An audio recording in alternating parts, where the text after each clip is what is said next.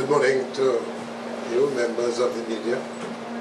Thank you very much for accepting our invitation for us to make what we consider to be a very important and a bit of a comprehensive statement on the Petroleum Company of Trinidad and Tobago, but more specifically, the issue of the recent board appointment. Now, I want to start this morning's discourse by putting on the table essentially what is a reminder to the national community of some basic facts, lest they forget in an environment where people forget very easily. It was the OWTU very early in 2001-2002 which objected to the construction of a cosmetic project we said then and still do maintain that was described as the GTL, World Gas to Liquid Plant. Very ambitious undertaking, which ambitious undertaking had nothing to do with the benefit of the company. It had to do with a few people, a few politicians who stand to benefit from some corrupt arrangement as we saw it. We also want to remind all that we objected to that project because we knew from the very onset that that project would have been an abject failure. So said, so done. I also want to remind all that instead of investing in that project, the union's position, the OWTU's position was that that money should have been spent in Southwest Soldado, in Trinma, to invest in the ramping up of the indigenous crude production. That which, if it had been done, the country would have benefited. That did not happen because the then chairman, Malcolm Jones, and the then board of directors did not see it that way, of course, supported by the politicians, the PNM at that time, did not see it that way, and therefore the country lose as a result of that. I also want to put on the table the issue of the many plants upgrade at the Point of Air refinery, which are still to be completed, and our objection to the use of friends and family for contractors, all of whom had absolutely no knowledge in refinery upgrade or no competence, which at the end of the day resulted in all of those refinery upgrade and turnaround projects incurring a lot of cost overruns, time delay in delivery, and some of them still yet to be completed. Also want to put on the table again as a reminder that it was the OWTU in the face of, this was with the UNC government then, in the face of a major scandal, a major deal that took place with respect to Southwest Soldado and the awarding of a contract without knowing the contractor, without doing proper due diligence, but which contract was undertaken giving away millions of dollars to a Mexican who had the responsibility to procure a floating production facility, that which the country and the company would have gained had that happened. To date, we can find neither the contractor nor the facility, but Petrotrin paid money. The OWTU highlighted that and objected to that. I also want to remind the country that the OWTU, not satisfied with that deal that went down, which was not in the country's interest, we took the position that we need to take this issue to all of those in high office and so on. So we raised that with Prime Minister, Minister of Energy, and all of the agencies, but it was like himself to himself. We were reporting them to themselves. No action was taken. Again, we went further. We took all of that information, a compilation of all of that information that we sought, the OWTU that is, and we forwarded that to the fraud squad of Trinidad and Tobago. in a number of interviews and brief interaction and so on with the fraud squad, which then committed to investigate the OWTU press for that matter to come to some sort of conclusion, again, in the national interest. It's not the company, yes, the workers, but in the wider national interest. That is yet to be completed. That did not happen. I also want to remind the country that in the face of bad performance, the precarious state of the refinery, having written to the then President one Khalid Hassan Ali and the management to no avail, raised that issue with the then Minister of Energy, the same one who now has a voice and who is the expert on a lot of things, but knows absolutely nothing about anything. We raised that with the then Minister of Energy, Kevin Ramnaran, that the precarious state of the refinery, the unsafe conditions therein, and all of the infrastructure of Petrotrin and the urgent need to treat with those issues. What happened? Nothing happened. Petrotrin continued to go in the wrong direction. As a matter of fact, when nothing happened with respect to the then Minister Kevin Ramnaran and the President and the management of the company in remedying what we were raising as an urgent issue, when nothing happened, we took to the public, and through you, the media, we would have reported at the Point of Pear roundabout, at the facilities in Trinma, at the facilities in exploration and production. We would have raised these issues.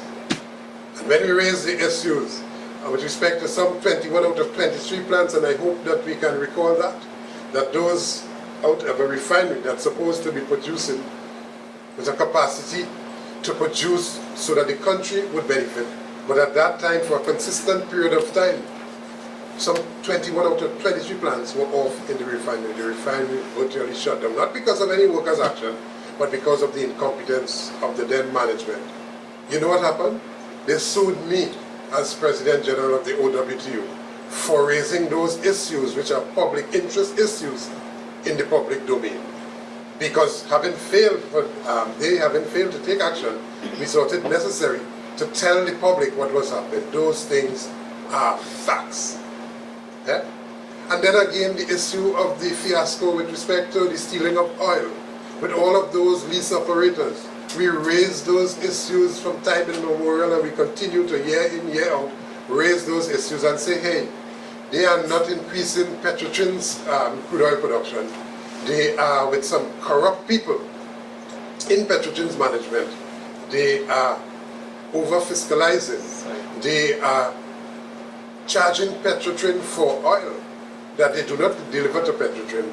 But at the end of the day, both them and Petrotrin holds that as a panacea, holds that as the real answer for Petrotrin's increased oil production. And that all who support that, they too ought to be brought to answer some questions for supporting these nefarious and illegal and unlawful activity, which does not benefit the company and therefore does not benefit the country. And why am I making all of these points here this morning before I go to the core issue? I'm simply making all of these points to make one fundamental point that people continues to miss. That is, that the OWTU has always, from time immemorial to now and going forward, we have always dealt with, supported, and treated with this national oil company in the national interest. So while the politicians that come and go, and they come and go very quickly, and it seems that this one is on a departure mode, these set in government have already set themselves in a departure mode. But while they come and go, the one thing that remains constant is the Oilfields Workers Trade Union paying close attention to the national patrimony and to our national assets in the national interest. Because you see, we make this point, that if Petrotrin fails, the country will suffer as a result of that. And on the reverse, the flip side, should Petrotrin succeed with the potential we know Petrotrin has to succeed to its fullest, the country will benefit. And therefore we do not want to see in the pockets of any private interest or any sectional interest or any political friends or family's interest, Petrotrin win that way. But those politicians, through this system of governance that allows them to come into office and then they finance their financiers, who finance them to come into office, sees political appointees, friends and family in a situation where you're supposed to have experts and experience and competence to treat with issues relative to a very complex operation, relative to an integrated oil company in our country for which there's absolutely no comparators in Trinidad and Tobago. And therefore, the one thing that you do not want to do is to continue to put square pegs in round holes. I also want to remind again that we were the ones who were talking about the square pegs in round hole and the people who are not with the necessary competence and expertise, experience and so on to manage Petrotrin's assets in a most efficient way. That did not happen, and we raised that issue. And when we raised those issues, we were cut down in the public domain by the supporters of one party or another, and certainly by the politicians and those in government at that time, and even at this time, for us raising these issues in the public interest.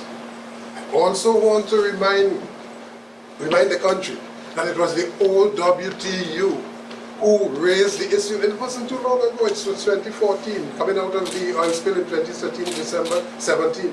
That it was the OWTU who said that Petrotrin and the ministry, they are complicit in this situation, in this unfortunate oil spill,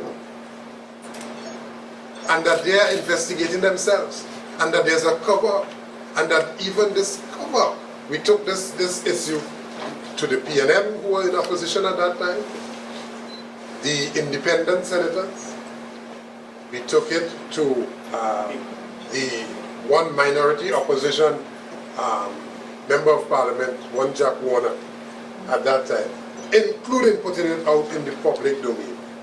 But the public, who is always gullible of bacchanal and all of those issues, perhaps paid very little attention to the one consistent thread that it was the OWTU consistently raising these issues over and over and over. And not to mention our position with respect to raising these issues against the multinationals when they were here on our shores.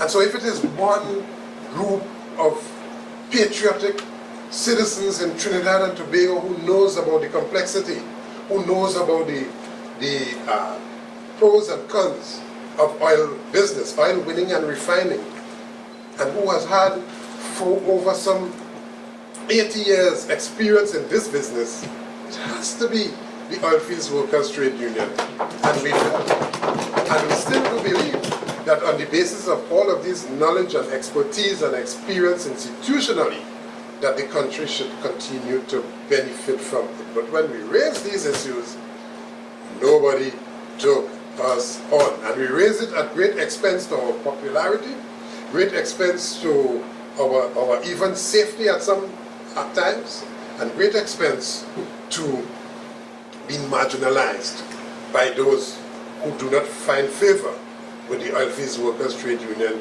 raising these issues. So we wish to make the point here, the essential point here, that it was the OWTU, since Malcolm Jones was in office prior to 2010, when Malcolm Jones was at the executive chairman of the company, that said that Petrotrin ought not to be operated in a governance model the way in which it currently operates. That you have a profitable exploration division and you have a profitable trinma operation, marine operation, and you have proper functioning at that time refinery, that you ought to keep them separate. And that the way in which it operated, when the multinational operated these assets and got the best out of them, it was with that model of governance. And on the basis of the benefits that we saw that we got as a result of those particular model of governance, we felt that Petrotrin ought not to be integrated the way in which the government then, the Minister of Energy, and of course supported by the executive chairman at that time, pulled Petrotrin into one major unwielding entity. And it is that unwielding entity that provided for the lack of direction, lack of focus, lack of competence, lack of accountability, and of course Petrotrin suffered as a result of that. And it is on the basis of all of those experiences we were consistently hammering that Petrotrin ought to be operated with a different governance model. Independent business unit, fully autonomous and fully accountable to a particular level of authority in the company that would see all of those entities, all of those business units producing to their maximum. That did not find favor with the UNC government, certainly. It didn't find favor with the PNM government prior to that. And of course, when we raised that with this government, they took their merry time to come around to deal with this particular issue. We said to them when they were in opposition, we did not have the luxury of time. Petrotrin didn't have the luxury of time. The former Prime Minister was written to on this issue. Absolutely no response. And Petrotrin continued to go downhill. But I wish to make the essential point that we presented this model, all of these answers.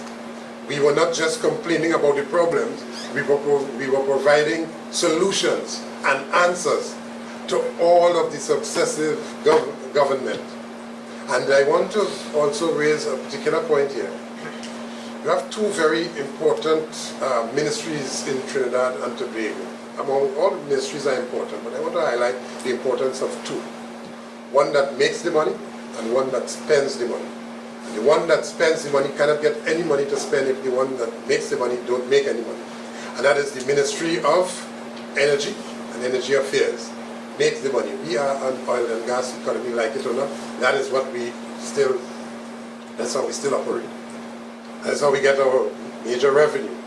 And the Ministry of Finance that spends that precious revenue. And so for a considerable period of time in this country, check it, we were without a Minister of Energy. And you had one person responsible for making the money and spending it, himself to himself. And that person has absolutely no expertise, knowledge or competence in making the money with respect to the complexity of oil business. Now, why am I saying that in relation to Petrotrin? Because Petrotrin is a major contributor to our national budget. Petrotrin has always been a major contributor. And let me say too at this point that all of those persons who are trying to make Petrotrin seem like a ward of the state, that is absolute nonsense. We reject outright. Petrotrin has contributed over $60 billion to the Treasury, which Treasury depended on Petrotrin year after year to make that contribution for the people to benefit. And therefore, from the years 2011, 12, 13, 14, 15, or thereabout, Petrotrin would have contributed some $15 or $16 billion, notwithstanding, as recent as that, to the state.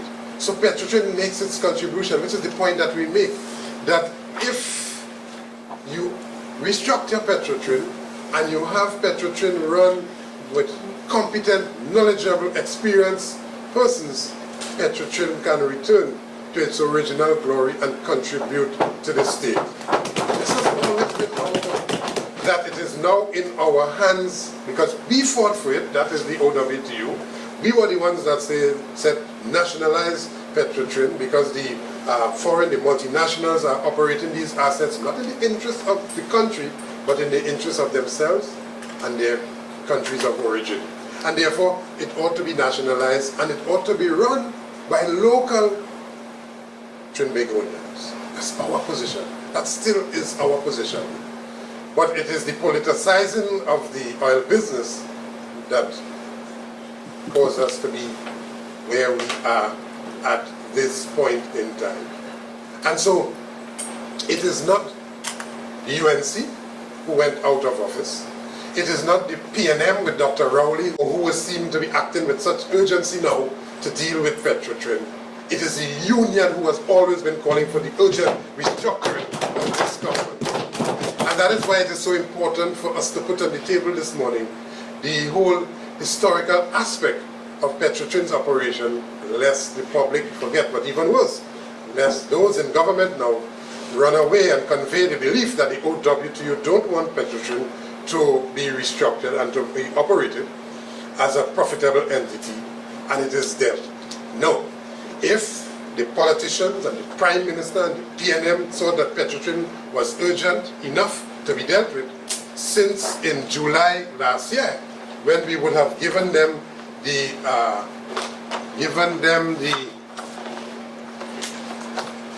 Ministry of Finance since June last year. Yeah? Since then, we would have been given to them Petrotrin's organization structure to be restructured in ways that would benefit. Because we said you should not lose a moment to be able to treat with this issue so that Petrotrin can be properly structured, so that it can deliver. But there were other priorities and so on, and Petrotrin continued to go. They too allow Petrotrin to continue to go downhill. So don't come now and make the belief that this is you. It was not you, it was us. And as a matter of fact, it took a number of issues, including the threat of strike action, to put Petrotrin back on the front burner insofar as this restructuring is concerned. And that we wish to lay the foundation for what we want to say about Petrotrin here this morning. And so, Petrotrin is an integrated oil company. That is to say, Petrotrin is involved in the exploration and the winning of the oil, and also transmitting that oil to its refinery at Point of Pierre and converting that oil into products, which products will sell on the local market, the regional market, and on the international market, and which product fetches foreign exchange for the country, and which company has no local comparators. And therefore we said, and we continue to maintain, Petrotrin ought to be, from the very top, at the level of this board, of this state enterprise, you ought to have competent people at the level of the board.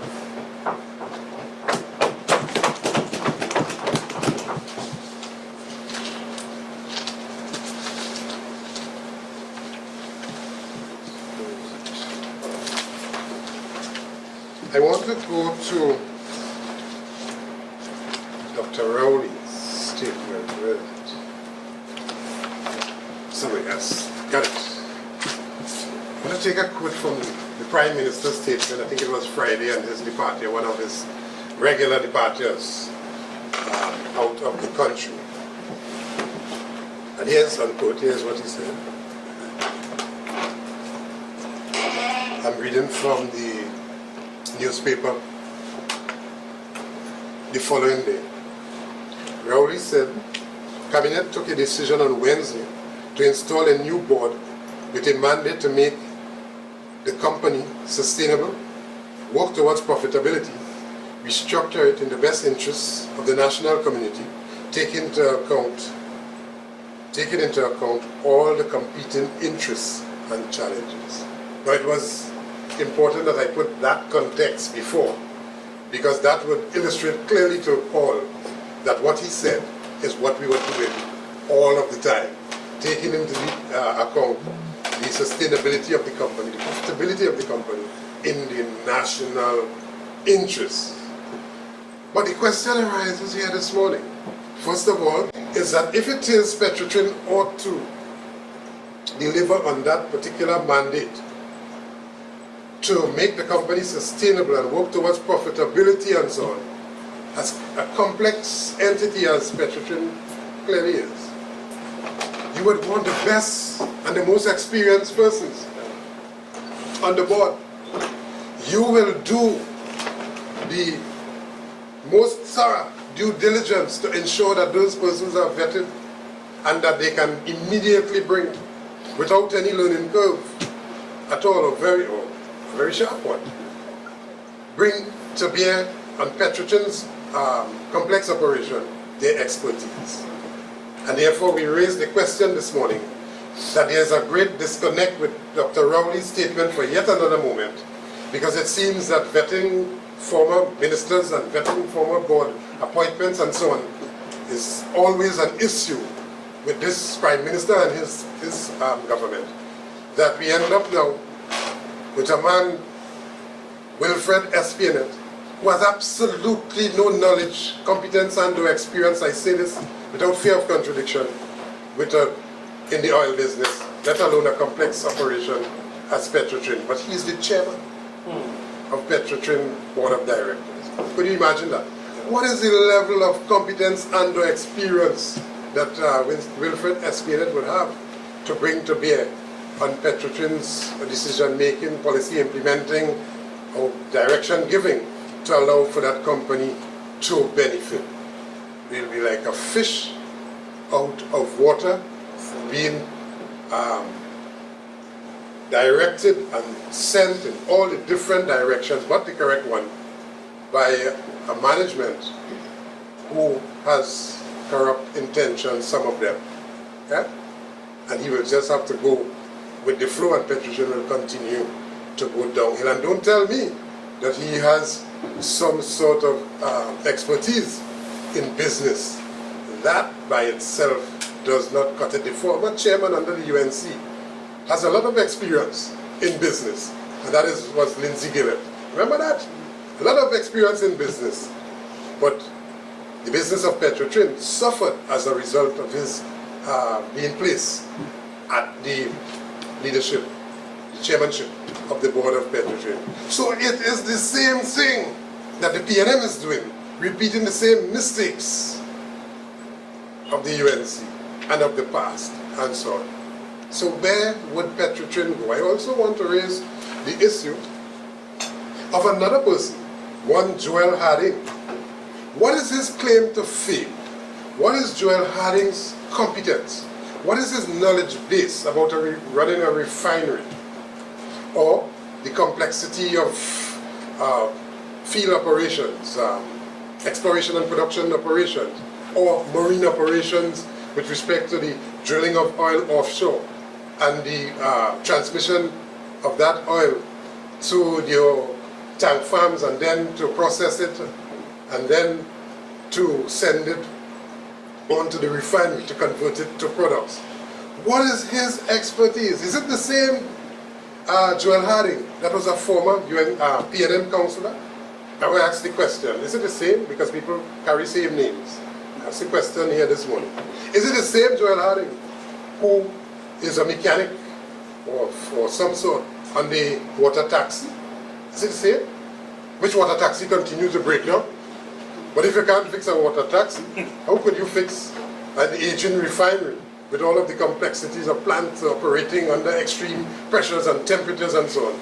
And I'm not saying that the board member is supposed to go and repair those equipment, but he has to have a certain knowledge base when put together with the rest of the knowledge base on the board, be able to discern right from wrong and nonsense from sense and so on, and to give direction.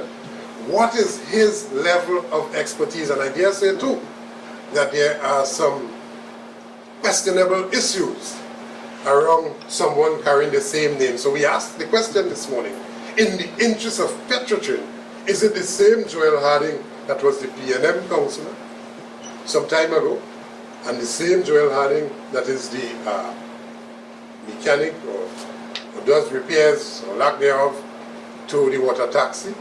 Or is it the same Joel Harding that has issues, which issues will be out in the public domain not too long from now, and which will embarrass for yet another occasion the Prime Minister and his government for not doing proper and due diligence in a situation that requires just that, thorough due diligence and so on, vetting of people to make sure you have the correct persons on the board. So you have a hodgepodge board, you have a chip board, placed together in a situation where you yourself say it is important. But you see, we continue to operate the same model. A model that gives friends and family favors and so on. The opportunities, which opportunities are denied to persons with levels of competence to take us out of the peril that we are now in. And we also come back and raise the question, is it the same SPNet, Wilfred SPNet, who is the best friend or close friend to one Stuart Young? Is it the same person? And all of those things carry with it, ladies and gentlemen, a type of complexity that does not do the company any good. So we operated without a chairman, we operated without a minister of energy for quite a while, and we are now with a board that we have absolutely no confidence in, which board has a responsibility to take the company forward. Now, how will that happen? And we are not now, we never did, and we never will be against any government that operates in the best interests of Petrotrin. That is not our mandate, that is not our focus, that is not our philosophy. We will support any government that has the intention of patriotism, that has the intention to make state enterprises viable. But you know, we come back and raise a question about the same Wilfred SPNL as we talk about viable in the interest of Trinidad and Tobago. Because we ask the question, is it the same Wilfred SPNL that is the current chairman of TCL, Trinidad Cement Limited, which current chairman would have sold his shares to the Mexican cement giant, Cemex. So immediately he saw as a way out privatization, putting into private hands. The question is Wilfred SPNet there to sell out Petrotrin to private interests? Because therein lies within him a love for privatization, to put into private hands public interests. And so we ask the question. And then there's one Nigel Edwards, who is also the chairman of Ready Mix, who also would have given support to taking Trinidad Cement Limited, placing it solely now in the controlling hands of Cemex. And we are yet to hear how that will work out in the end. But the point that we are making here, if they were carefully selected, not on the basis of competence, not on the basis of the country's interests, and it is squarely at odds with what the statement that was made by the Prime Minister. It is completely at odds with the statement made by the Prime Minister when you look at that team. And then we also say, we raise questions also with the placing on that board the permanent secretary. How could you have a regulator in this complex oil business, this complex integrated oil company, state enterprise, which at this point in time you don't want to miss a beat, and that you want every moment counts, you want all of the decisions taken at the level of the board being supervised by independent, hands-off regulators in the interest of the state, that which in a major part is the responsibility of the permanent secretary. But how could you have the permanent secretary being permanent secretary and complicit inside of a board which will take decisions, and then he has to be regulating as the permanent secretary? He's compromised his position. His position as permanent secretary is already compromised by him being a member of the board. That might be able to work in other jurisdictions or other areas, but certainly not where we are in Petrotrin. And we raise objection being a member of the board of the Petroleum Company of Trinidad and Tobago. So, you know, almost everything with that is wrong. It took so long to put it in place, and when you put it in place, everything about it, the damn thing is wrong. And but worst about all of those things, worse yet, is that it is set up not to be able to deliver. And that is our objection. Because I've made the point before, all of those things we objected to, we were vindicated that they were wrong decisions. And for yet another time, we are saying up front that that board ought to be reviewed and ought to have installed persons who are competent, experienced, and qualified. The board ought to be reconstituted. Failed again, Dr. Rowley, to put in place, in the interest of Trinidad and Tobago, a proper board to deliver on its mandate. That board cannot deliver on its mandate. Yeah? And there are some of the most anti-worker, anti-union people on that board, which will set the stage for a lot of confusion and collisions with the Oilfields Workers Trade Union, which Oilfields Workers Trade Union acts only in the interest of Trinidad and Tobago.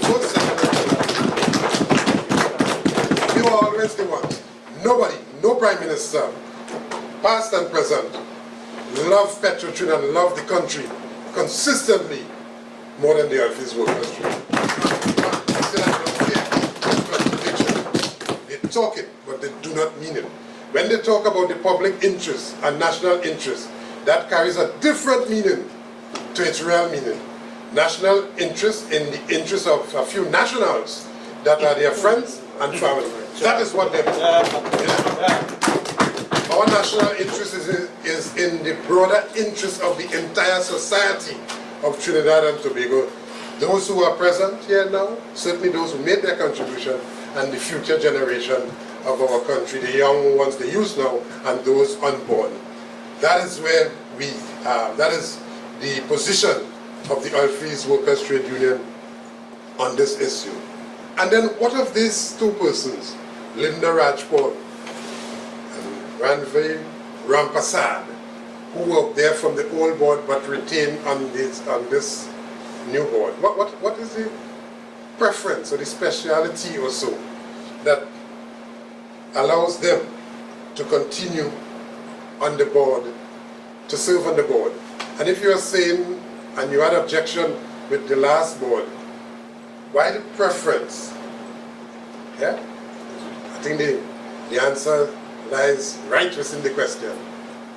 Because it is our information that there was a big divide as to those who want to privatize Petrotrin on the board and those who were against privatization. Those who were in the broader national interest and those who were not in the national interest. And we can see by this composition, by this retention of persons who were for the sale, the sell-out, the lease-out of the Petroleum Company of Trinidad and Tobago. I wish to make the point for the public to understand, lest the biggest ruse pass before you and you don't understand what is happening. Lease operatorship, putting Petrotrin's interest into private hands do not benefit you as a country and as individuals and as citizens. It does not benefit. Because when you do that, there will be less revenue to go around for education, for health, for infrastructure, yes, for national security, and so on, yes, and for all of the social services that are so desperately needed in this country. Those revenues will go into the pockets and the bank accounts of private interests, and that is what we want to guard against. And we verily believe that Petrotrin can be turned around if only the advice of the experience, and I spare no efforts, and I hold back nothing in saying with the advice of the experienced and competent Oilfields Workers Trade Union. Is anybody who knows about the Petrotrin and the winning of oil and so on? It is the OWTU. And let me also say that as we speak, there's an investigation that is on the way to determine who is culpable for the over-fiscalizing of oil coming from our fields going to the refinery. That is to say, they claim to increase production, that's the lease operators and the farmhouse operators and so on.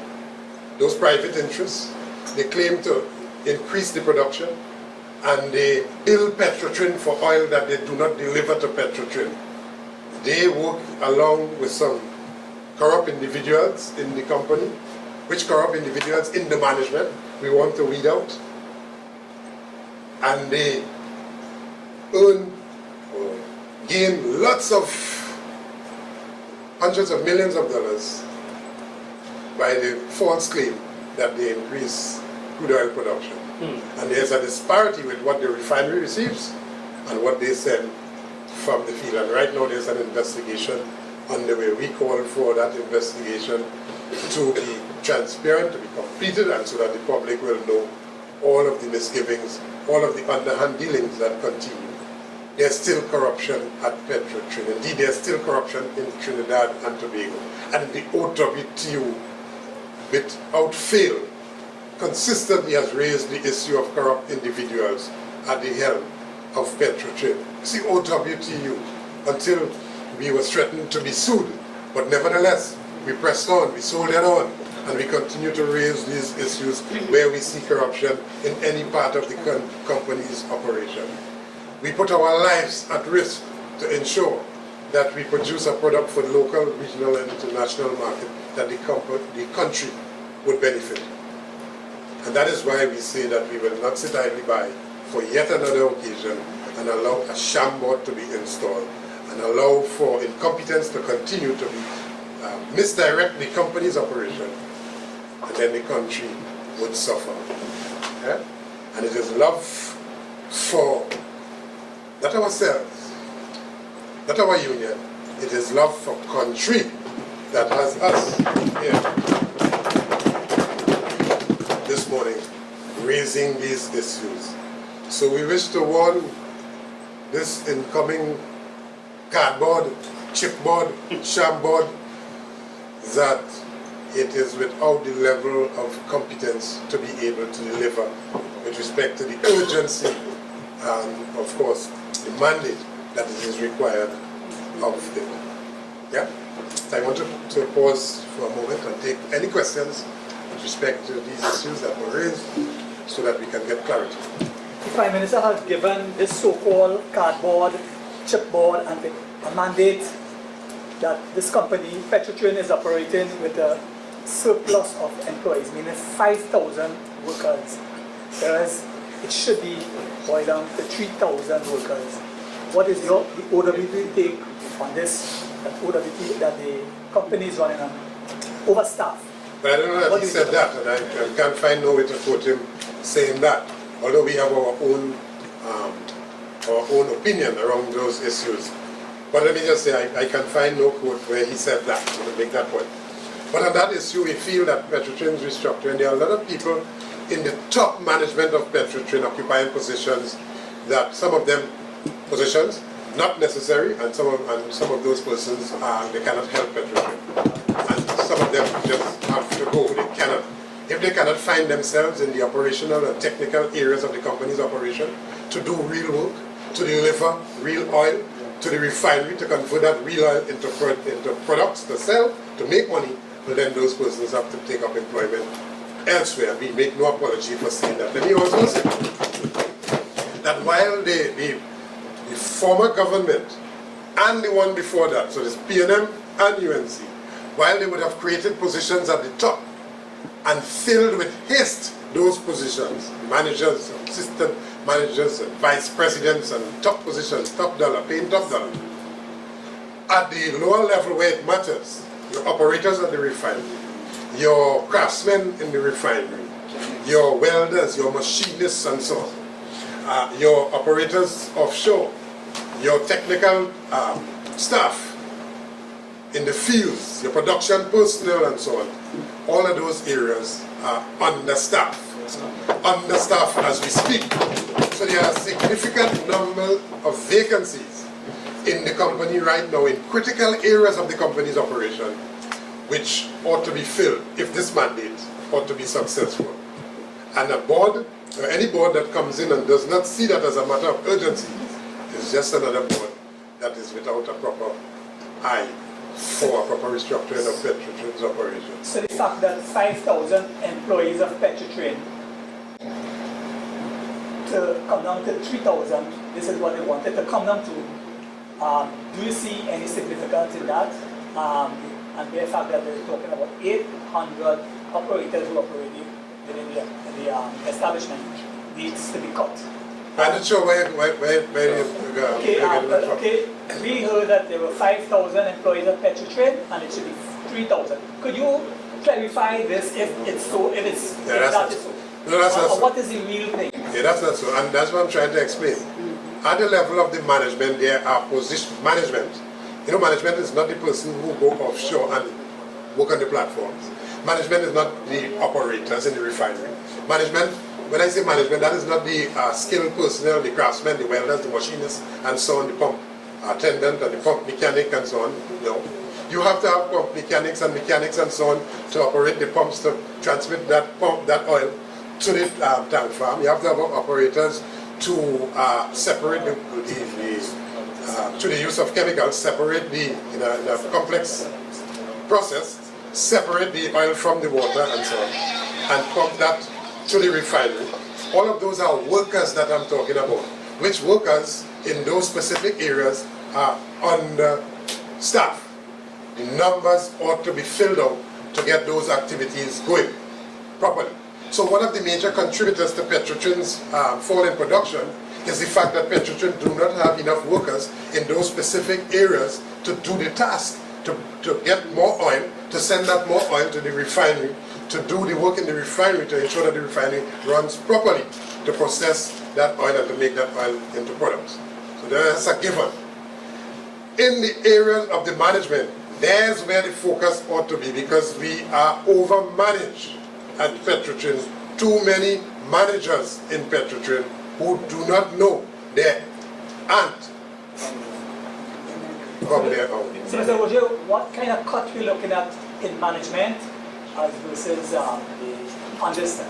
A proper restructuring of the company, sir, would shake that out, and it would tell you exactly in the trimmer situation what is required, in the EMP situation what is required, and certainly in the refinery what is required. And that is why we call for a restructuring exercise to be urgently undertaken in the company's operation.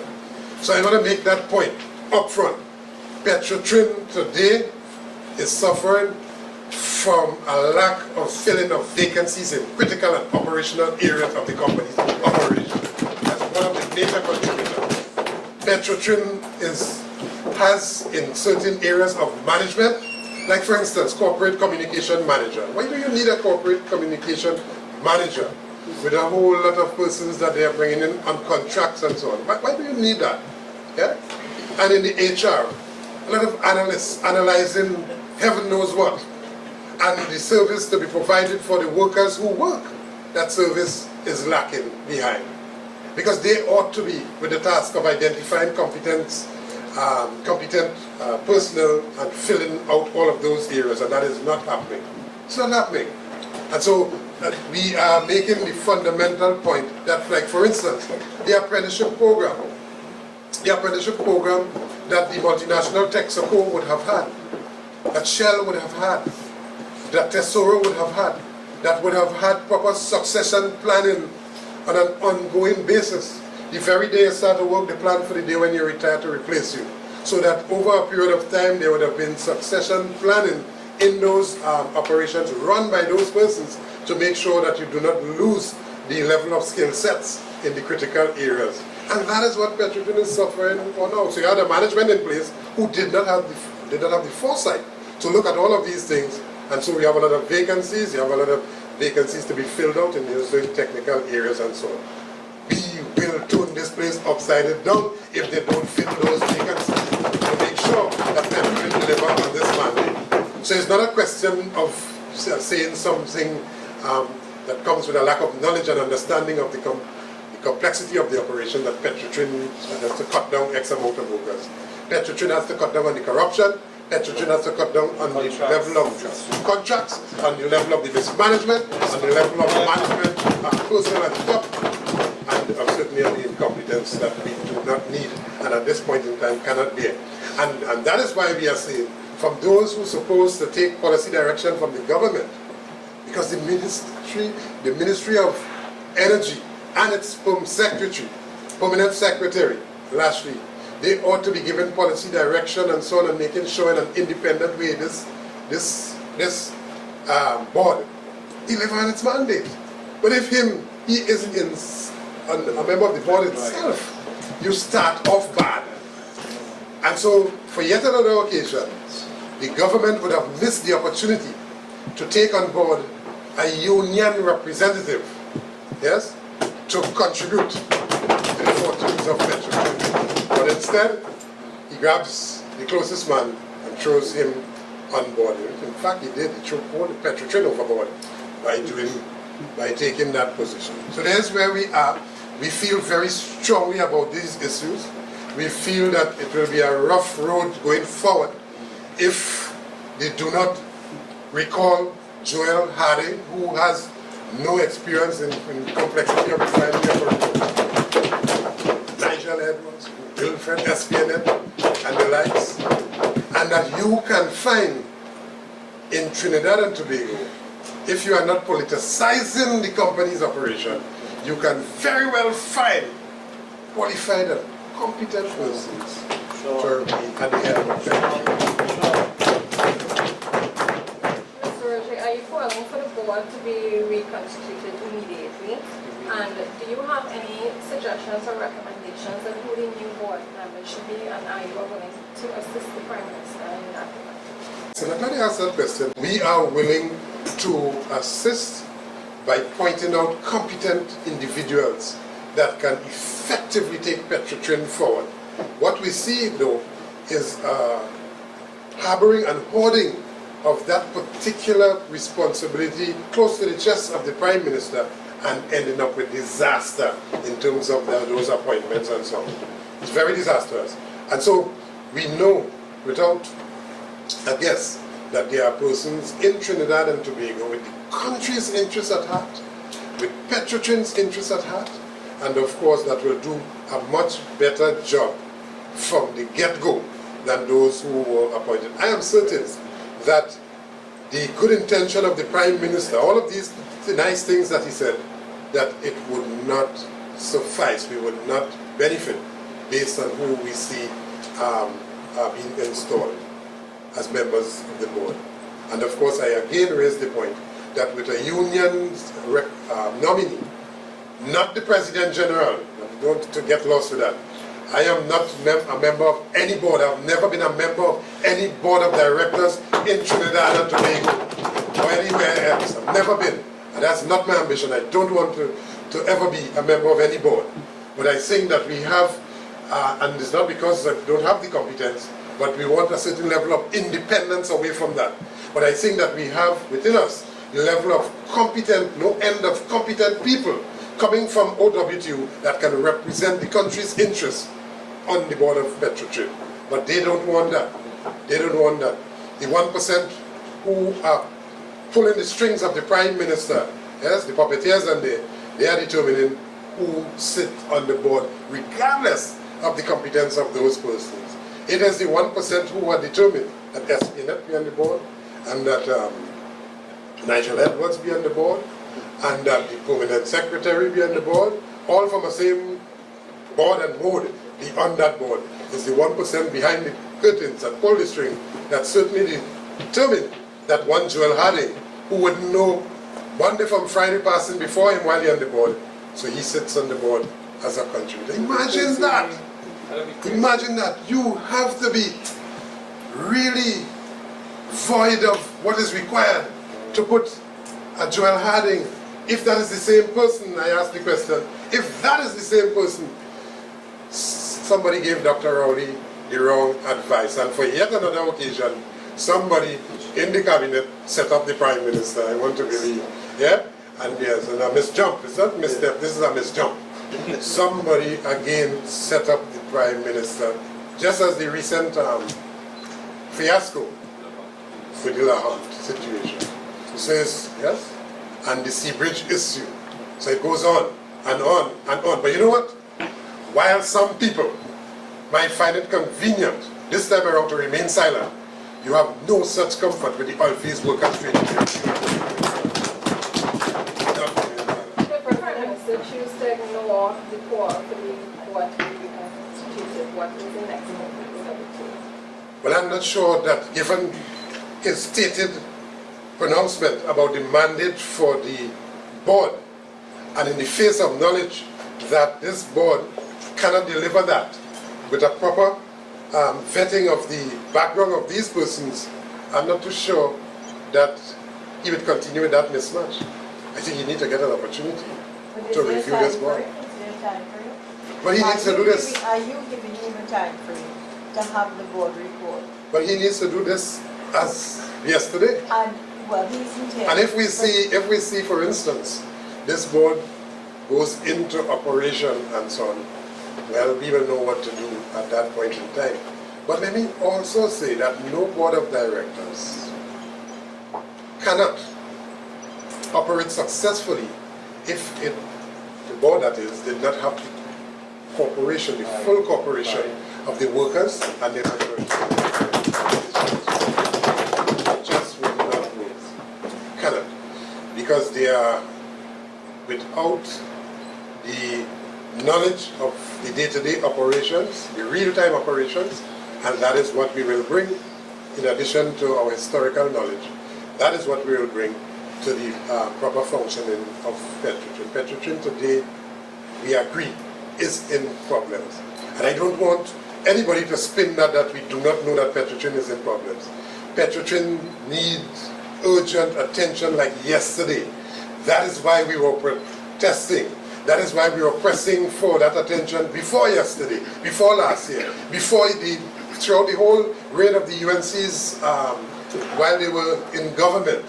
We were pressing for that. While Malcolm Jones were there, we and his board, while they were there, we were pressing for that. Prior to that, we were pressing for Petrotrin to be properly and well managed.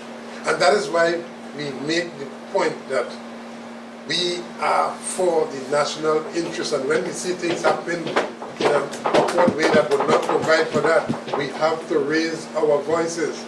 I was sued for raising the issue of Petrotrin bad performance.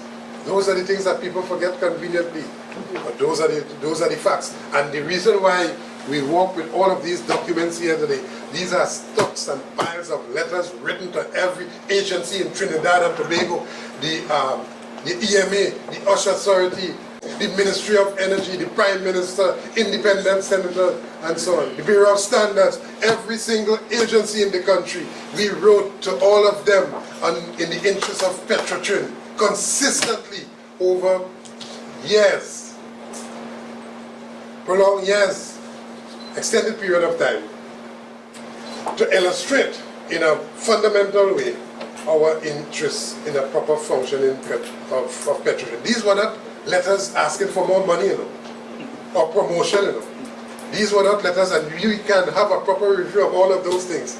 Letters asking for more for the employees, These were letters written to all of these agencies in the country, which ought to be independent and operated in the interest of the country. We wrote to all of them consistently, repeatedly, requesting that they intervene in the interest of the petroleum company of Trinidad and Tobago, that which the entire country would benefit. And those are the facts. So nobody, no Johnny-come-lately opposition leader, now turned Prime Minister, could express any type of love for Petrotrin and the country more than the OWTU. Aging infrastructure that Yes. you've been hearing so much about? Yes. Would you agree to any privatization? There are different ways and modes of financing the changing out of these assets. And those are the models that we want to examine. We have our answers, we have our suggestions and so on, which has nothing to do with privatization. But we have suggestions as to how we can get finance to deal with these issues of aging infrastructure. So yes, the first thing this Cravagous energy chamber will jump up and say is that we are not paying attention to the facts. Well, we are paying attention to your preparedness to grab these assets in the interest not of the country, but in the interest of yourself. We are aware of the facts, and by virtue of what I have said, and that is nowhere near to the extent of the issue, but it's just a snapshot of the work that the OWTU would have been doing over years gone in the country's interest. So don't tell me, energy chamber, don't try to drive no point here that we are not in the interest. You are a driver of privatization. You are a driver of your own interest. And again, let me end and put some clarity to it. The issue of privatization, there are many different models of obtaining finance, notwithstanding what they are saying. They are making out a case, they head in that direction. But through our experience, there are many different models of financing, all of which ought to be examined. And the best possible option in the interest of the country, that is the one that will be accepted by the OWTU. But you don't just take a straight line towards that through your indication by the persons that you put that now comprise the board of Petrotrin. How could it be in such a, I mean, a board that is unaware and incompetent can cause the loss of lives by the very policies they put in place or policies that they not support. They can cause the loss of lives, and that's where we take very, very serious issues. So, again, let me just say that we have serious misgivings, serious issues with this board, the way in which it has been announced and the way in which it has been appointed and the persons to the board.